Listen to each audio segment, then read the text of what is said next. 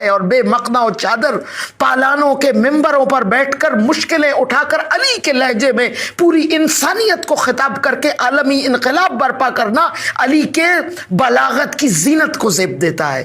تو یہ چیزیں ہم جناب زینب میں دیکھتے ہیں. عجیب صبر ہے بے شک. اور دوسری طرف ایک عجیب جلال ہے. میں یہاں پر آج کے دن کے توسط آپ کے توسل سے یہ بتانا چاہتی ہوں ناظرین کو کہ یاد رکھیے گا ہم نے بی بی کو گریا و آگ کے قصہ غم میں گم کیا ہے.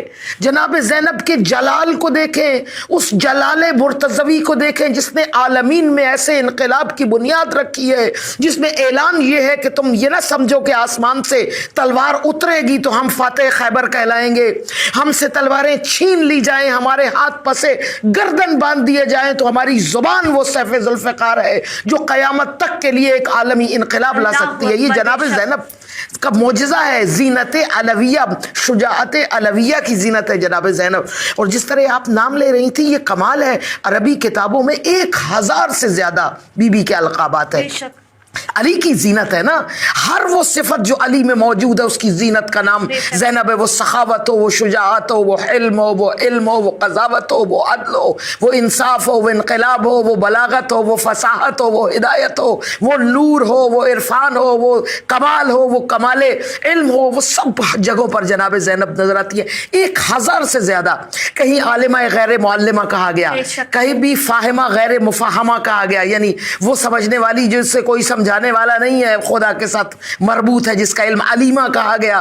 وہ اہل علم خاتون جسے دنیا سے کہیں علم نہیں بلکہ اللہ کی طرف سے حکمت کی صورت میں بی بی کو شریکت الشہداء کہا گیا, شریکت الحسین, عدیلۃ الحسین کہا گیا.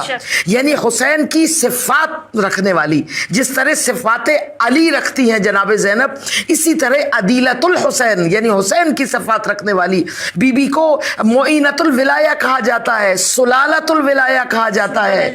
بی بی کو کفیلۃ السجاد کہا جاتا ہے, بی بی کو حبیبۃ المصطفیٰ کہا جاتا ہے, بی بی کو عقیلہ بنی ہاشم کہا جاتا ہے, بی بی کو بلیغہ بنی طالب کہا جاتا ہے, محدثہ کہا جاتا ہے, طاہرہ کہا جاتا ہے, وارث چادر زہرا کہا جاتا ہے, صاحب تطہیر, بی بی کی وارث چادر تطہیر کہا جاتا ہے. بی بی کے ہزاروں نام ہیں, قبلۃ البرایا کہا جاتا ہے.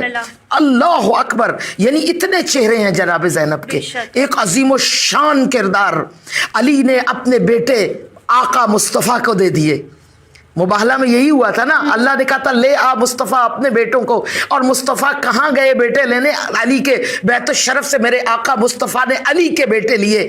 علی کے بیٹے نہیں, مصطفیٰ کے بیٹے ہوئے. اور خدا کا یہ وعدہ ہوا کہ علی تو نے اپنے بیٹے میرے محبوب کی نظر کر دی, اب میں تیری بیٹیوں کو ام کلثوم اور زینب.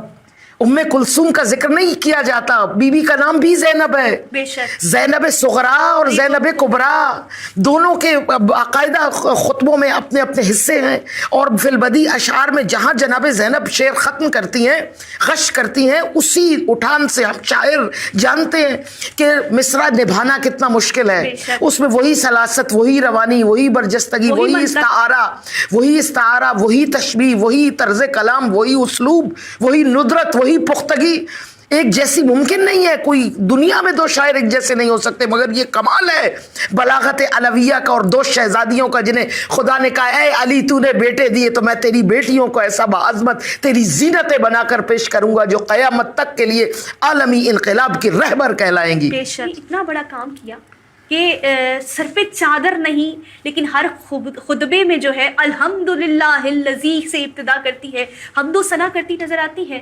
ابن زیاد جو کس طرح کا شجرہ رکھتا ہے, بی بی نے اس کے سوال, وہ تو عز و منتشا, وہ تو ذل و منتشا, یہ کہہ کے جو بی بی کو یہ بتانا چاہ رہا ہے کہ اللہ نے برا کیا, بی بی نے کیا جواب دیا کہ وہ جواب اس کے لیے تا قیامت تک عبرت بن کے رہ گیا. ما رأیت الا جمیلا, سبحان اللہ, ہم نے اپنے خدا سے سوائے خیر کے کچھ نہیں دیکھا. نہیں. گویا علی اکبر کی شہادت بھی زینب کے لیے خیر ہے. اللہ اکبر. حسین کا کٹا ہوا سر بھی زینب کے لیے خیر ہی خیر ہے. اللہ اکبر. ایسا جواب زینب دے سکتی ہے جو دیکھ رہی ہیں اپنے درجات کو, اپنے سلسلوں کو. اللہ اکبر. اور پورا یہ سفر عشق میں یہ سمجھتی ہوں کہ جناب زینب ایک وقت میں 2-3 امامتوں کی محافظہ ہیں.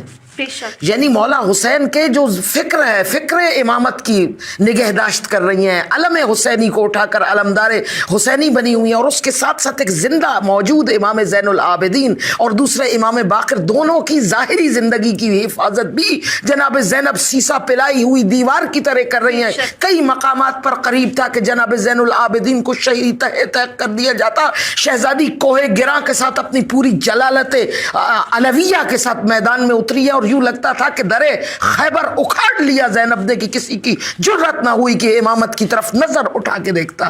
یہ جلالت جناب زینب ہے۔ ہم بی بی کے ان فتوحات کا ذکر نہیں کرتے، فقط رونے رلانے اور گریا و بکا کے لیے ہم اس جلالت اور اس بہادری، اس شہامت، اس شجاعت کو بیان نہیں کرتے جو علی کی طرف سے زینب کو ورثے میں ملی ہے۔ فاتح کوفہ و شام، یہ ایک بی بی کا لقب ہے، ہم کتنی جلدی گزر جاتے ہیں اس لقب سے، یہ بہت بڑا لقب ہے۔